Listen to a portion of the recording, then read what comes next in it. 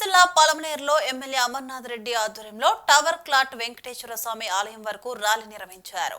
టీటీడీలో కల్తీ నెయ్యి వ్యవహారానికి వ్యతిరేకంగా ర్యాలీ చేపట్టారు. ఆలయం వద్ద నిరసన వ్యక్తం చేశారు. వైసీపీ పెద్దలు కోట్ల రూపాయల అవినీతికి పాల్పడ్డారని అమర్నాథ్ రెడ్డి ఆరోపించారు.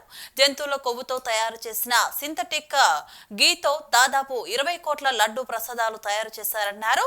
దీనివల్ల కోట్లాది భక్తుల మనోభావాలు తీవ్రంగా దెబ్బతిన్నాయని, తిరుమల లడ్డు ప్రసాదంలో కల్తీ నెయ్యి వినియోగించారన్నది వాస్తవమని ఈ పరిశీలన సిట్ ఆధారాలతో బయటపెట్టిందన్నారు. భక్తులు తిరుపతి లడ్డూను ఎంతో పవిత్రంగా భావించి స్వీకరిస్తారని, అలాంటి ప్రసాదంలో కల్తీ జరగడం ఘోరమైన నేరమని ఎమ్మెల్యే అమర్నాథ్ రెడ్డి అన్నారు.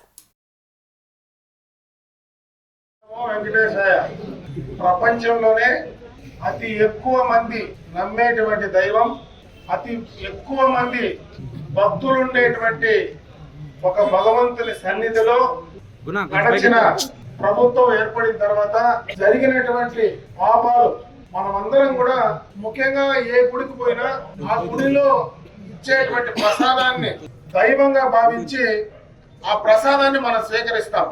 అటువంటిది కలియుగ దైవం వెంకటేశ్వర స్వామి తిరుమలలో ఇచ్చేటువంటి లడ్డు ప్రసాదం ప్రపంచ దేశాల్లోనే ఏ యొక్క దేవాలయంలో కూడా ఆ యొక్క ప్రసాదానికి ఉన్నటువంటి విలువ ఎక్కడ లేదు.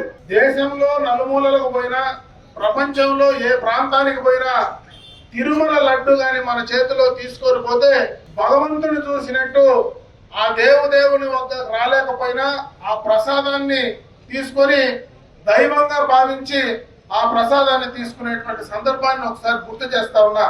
అయితే అటువంటి మహాప్రసాదానికి మహా అపచారం జరిగినటువంటి సందర్భాన్ని ఒకసారి ఈ రాష్ట్ర ప్రజలందరూ కూడా తెలుసుకోవాల్సినటువంటి అవసరం ఉంది.